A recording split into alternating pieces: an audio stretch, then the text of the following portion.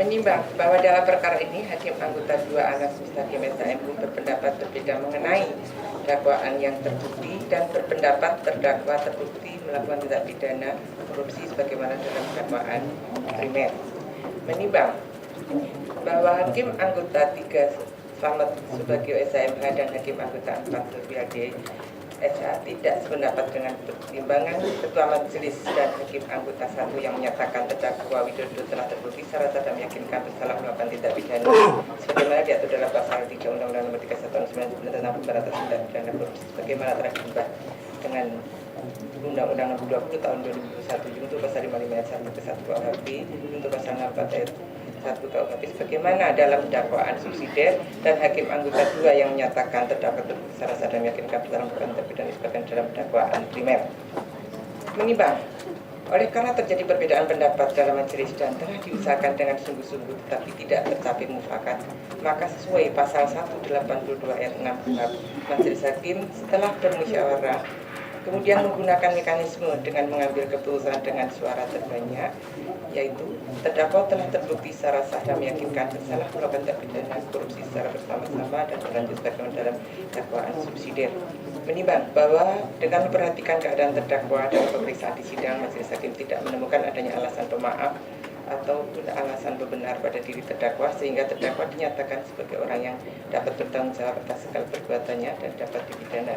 Menimbang bahwa sebelum majelis hakim menjatuhkan hukuman pidana terhadap terdakwa, terlebih dahulu akan mempertimbangkan hal-hal yang memberatkan dan meringankan pidana pada diri terdakwa. Hal-hal yang memberatkan: perbuatan terdakwa merugikan keuangan negara, perbuatan terdakwa kontraproduktif terhadap upaya pemerintah untuk menciptakan pemerintahan yang bersih dan bebas dari korupsi, dan nepotisme. Hal-hal yang meringankan: terdakwa punya tanggungan keluarga, terdakwa belum pernah dihukum.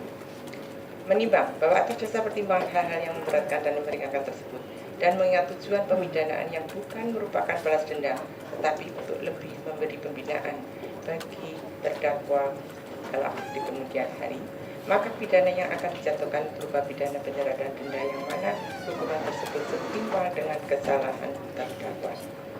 Menimbang bahwa karena terdakwa pernah ditahan, maka sesuai dengan ketentuan pasal 22 ayat 4 KUHP yaitu pasal 33 KUHP pidana, maka namanya pidana yang penjara yang dijatuhkan kepada terdakwa haruslah dikurangkan sebelumnya dengan masa penangkapan dan penahanan yang telah dijalani oleh terdakwa. Menimbang bahwa terdakwa tidak berada dalam tahanan, maka terdakwa tetap berada di luar tahanan. Menimbang bahwa berdasarkan laporan hasil penghitungan kerugian keuangan negara nomor SR garis datar 1025 garis miring di 6 garis miring 02 garis miring 2012 tanggal 9 November 2012 atas dugaan tindak pidana pelaksanaan proyek verifikasi pada PT CBI tahun 2006 sampai dengan 2012.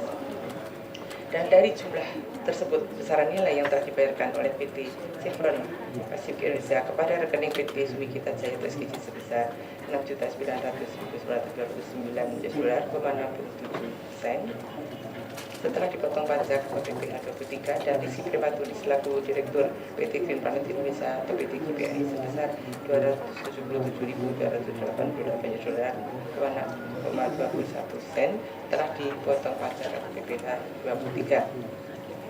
Menimbang dengan telah terbuktinya perbuatan terdakwa sebagaimana dalam pertimbangan di atas dan dalam melakukan perbuatan pidana terdakwa telah memberi keuntungan kepada PT Sumikita Jaya dan PT Green Planet Indonesia sehingga dipandang adil dan beralasan jika PT Sumikita Jaya dan PT Green Planet Indonesia dihukum untuk bayar uang pengganti. Menimbang bahwa karena terdakwa tidak menikmati hasil perbuatan pidananya, maka terdakwa tidak dihukum untuk membayar uang pengganti sebagaimana ketentuan pasal 18 ayat 1 huruf B Yungto ayat 2 Yungto ayat 3 Undang-Undang Nomor 31 Tahun 1999 sebagaimana diubah dengan Undang-Undang Nomor 20 Tahun 2001 tentang pemberantasan tindak pidana korupsi. Menimbang mengenai alat bukti surat dan barang bukti. Alat bukti surat lengkapnya nomor 1 sampai dengan nomor 3 dianggap dibacakan dan barang bukti dengan kode A, B, C, D, E, F, G, sampai I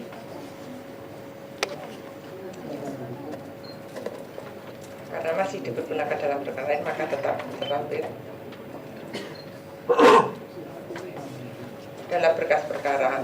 Menimbang bahwa terhadap alat bukti surat yang diajukan oleh terdakwa yaitu kode T1 sampai dengan T125 atau alat bukti surat dari terdakwa berupa fotokopi, maka tetap terlampir dalam berkas perkara. Menimbang bahwa oleh karena terdakwa telah dinyatakan terbukti bersalah dan harus dipidana, maka sesuai dengan ketentuan pasal 222 KUHP, terdakwa dibebani bayar biaya perkara. Mengingat pasal 3 Yungto pasal 18 Undang-Undang Nomor 31 tahun 99 tentang pemberantasan tindak pidana korupsi sebagaimana telah diubah dengan Undang-Undang Nomor 20 tahun 2001 tentang perubahan atas Undang-Undang Nomor 31 tahun 1999 tentang pemberantasan tindak pidana korupsi, Yungto pasal 55 ayat 1 ke 1 KUH pidana, Yungto pasal 64 ayat 1 KUH pidana serta peraturan lain yang bersangkutan. Mengadili 1. Menyatakan terdakwa tidak terbukti secara sah dan meyakinkan bersalah melakukan tindak pidana korupsi sebagaimana dalam dakwaan primer. 2. Membebaskan terdakwa oleh karena itu dari dakwaan primer. 3. Menyatakan terdakwa Widodo terbukti secara sah dan meyakinkan bersalah melakukan tindak pidana korupsi secara bersama-sama dan berlanjut sebagaimana dalam dakwaan subsidiar. 4. Menjatuhkan pidana terhadap terdakwa dengan pidana penjara selama 2 tahun dan denda sebesar 200 juta rupiah dengan ketentuan apabila denda tidak dibayar diganti dengan pidana kurungan selama 3 bulan. Menetapkan masa penahanan yang telah dijalani oleh terdakwa dikurangkan seluruhnya dengan pidana yang dijatuhkan. 6. Menetapkan alat bukti surat dan barang bukti berupa alat bukti surat 1 nomor 1 sampai dengan 3 dan barang bukti kode huruf A sampai dengan I tetap terlampir dalam berkas perkara untuk dipergunakan dalam perkara lain.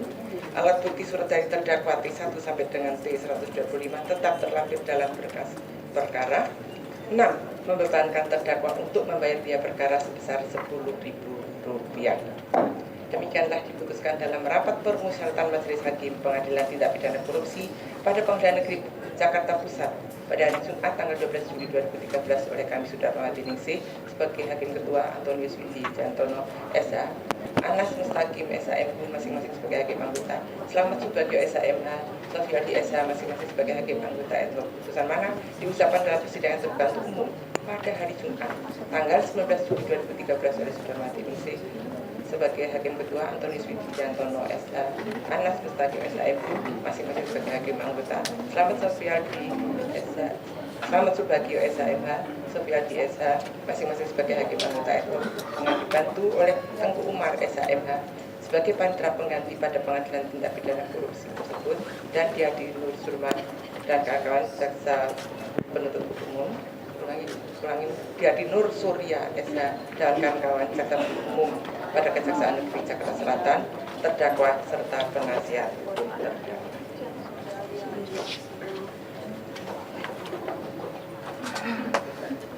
Demikian tadi putusan telah dibacakan oleh majelis dan majelis perlu menyampaikan hak saudara. Saudara bisa menerima atau menolak putusan atau juga bisa mempelajari putusan tersebut dalam waktu yang berundang-undang untuk mencikapi, menerima atau menolak, dan juga bisa minta untuk diperiksa dalam tingkat banding dalam waktu yang ditentukan oleh